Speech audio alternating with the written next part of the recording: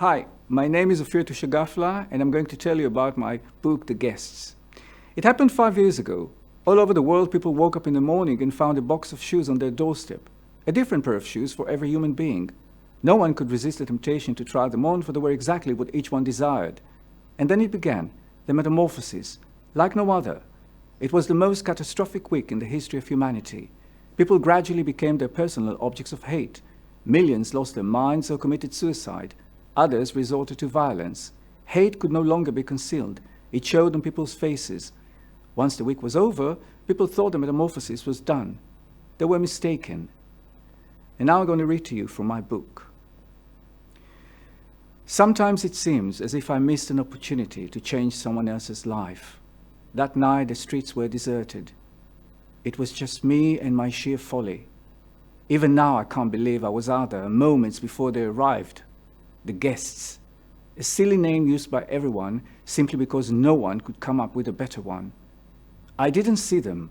No one has, especially not those fame-crazed assholes who swear they did, or them lackluster artists who try to reenact the events of that night with blurry photos that were meant to add a touch of mystery to their work, although everybody knows they are fabricated. Even the blessed thieves saw nothing. Before evening, on my way to the car, I saw a barefoot woman staring at a shoe store window. She was holding a large stone. I wanted to talk her out of the all too familiar act of despair and point at the customers in the store, but I knew it was pointless. I hoped she would somehow find a way to contain her fury, or that someone else might notice her. A couple of steps away from the car, my hopes were dashed.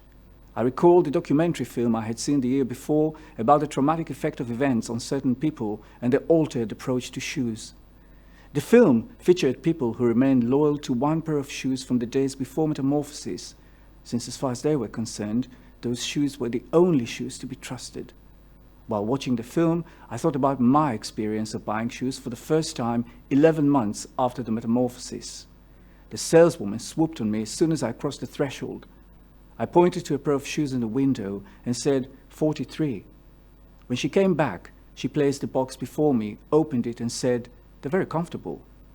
I nodded my head, took off my shoes and waited a bit before putting one foot inside one of them. When I lifted my head to look in the mirror, my heart was beating crazily. The saleswoman noticed my alert look and said, no need to worry, our shoes are safe. And I kept mulling over that ridiculous sentence for hours afterwards. Thank you.